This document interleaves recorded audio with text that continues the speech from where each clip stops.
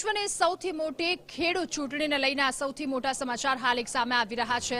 ત્યારે આ એક મહત્વના સમાચાર વિશ્વની સૌથી મોટી ખેડૂત સહકારી સંસ્થાને લઈને આ મહત્વના સમાચાર છે। ઇફકોની ચૂંટણીને લઈને ભાજપનું આંતરિક રાજકારણ હાલ ગરમ હોય તે પ્રકારની સ્થિતિ। બોર્ડ ઓફ ડિરેક્ટરની ચૂંટણીમાં જયેશ રાદડિયાએ મેન્ડેટ વિરુદ્ધ ફોર્મ ભર્યું છે। ભાજપ સહકારી સેલના વડા બિપિન પટેલને મેન્ડેટ આપવામાં આવ્યું હતું, જેમના વિરુદ્ધ ફોર્મ ભરવામાં આવ્યું છે। પૂર્વ મંત્રી જયેશ રાદડિયાએ ફોર્મ ભરી દેતા વિવાદ છેડાયો છે ચારે તરફ।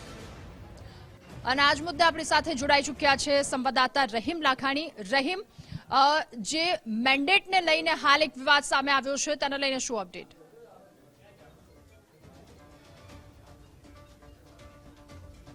ચોક્કસપણે જે રીતના કહેવાય વિશ્વની સૌથી મોટી સહકારી સંસ્થા એટલે ઇફકો ગણવામાં આવે છે ને તેમની જે રાજ્યનું પ્રતિનિધિત્વ માટે બોર્ડ ઓફ ડિરેક્ટર માટે જે ચૂંટણી યોજાતી હોય છે ને આગામી 9 તારીખે તેની ચૂંટણી યોજાવા જઈ રહી છે।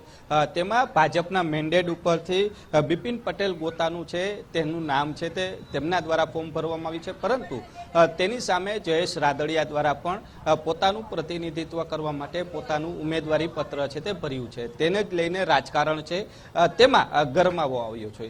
જયેશ રાદડિયા સાથે મીડિયાએ વાતચીત કરવાનો પ્રયાસ કર્યો હતો, પરંતુ આજે આ બાબતે કશું જ બોલવાનું તેઓએ ટાળ્યું હતું કે આ બાબતે હું સમય આવીએ હું મારું મંતવ્ય છે તે રજૂ કરીશ।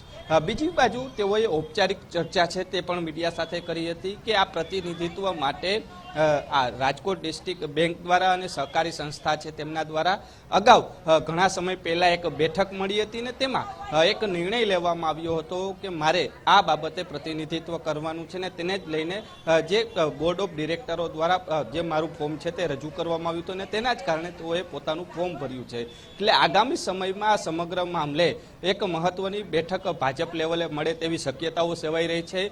જયેશ રાદડિયાને પોતાની ઉમેદવારી રાખવી કે પછી જે રીતના બિપિન પટેલ તે ગોતા દ્વારા જે ભાજપના મેન્ડેટ ઉપર ફોર્મ ભર્યું છે કે તેઓનું યથાવત રાખવા તેને લઈને આગામી સમયમાં મહત્વની બેઠક છે તે મળે તેવી શક્યતાઓ સેવાઈ રહી છે। કારણ કે આજે સહકારી સંસ્થાના મંત્રી કેન્દ્રીય મંત્રી અમિત શાહ છે તેઓ પણ રાજકોટ જિલ્લાની મુલાકાતે હતા અને જયેશ રાદડિયાના ઘરે પણ ઔપચારિક મુલાકાત કરી હતી, તેમના ઘરે પણ ભોજન લીધું હતું ને ત્યારે પણ આ બેઠા દરમિયાન ચર્ચા થઈ હોવાની વિગત છે તે સામે આવી રહી છે। એટલે આગામી સમયમાં ચિત્ર છે તે સ્પષ્ટ થશે તેવી શક્યતાઓ છે તે હાલ સેવાઈ રહી છે। પરંતુ ચર્ચા એવી પણ સામે આવી રહી છે રાધા કે જે રીતના આ ફોર્મ ભરવામાં આવ્યું છે જયેશ રાદડિયા દ્વારા તેને લઈને અમિત શાહ અને જયેશ રાદડિયા વચ્ચે પણ આ મામલે ચર્ચા થઈ હોવાની વિગત સામે આવી રહી છે કે જે રીતના વારસાઈગત કહી શકાય, કારણ કે વિઠ્ઠલ રાદડિયા છે, સ્વર્ગસ્થ વિઠ્ઠલ રાદડિયા તેઓએ પણ અગાઉ પ્રતિનિધિત્વ ગુજરાતનું કરી ચૂક્યા છે અને કરતા હતા અને તેની જગ્યાએ તેઓએ પોતાનું ફોર્મ છે તે ભર્યું હોવાની વિગત છે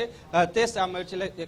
કહી શકાય કે ભાજપ હવે આ બંને નેતાઓને લઈને ચર્ચા કરે તેવી શક્યતાઓ સેવાય છે અને આગામી સમયમાં કોને ગુજરાતનું પ્રતિનિધિત્વ ઇફકોમાં આપવું તેને લઈને નિર્ણય લીધા બાદ આગામી સમયમાં કોણ પોતાનું ફોર્મ પરત ખેંચશે અને ત્યારે આ ફોર્મ પરત ખેંચવાની કાર્યવાહી પૂર્ણ થશે। એટલે કહી શકાય કે હવે આગામી સમયમાં એક મહત્વની બેઠક મળ્યા બાદ આખું ચિત્ર છે તે સ્પષ્ટ થશે। રાધા જી રહીમ, આભાર આપનો તમામ વિગતો બદલ।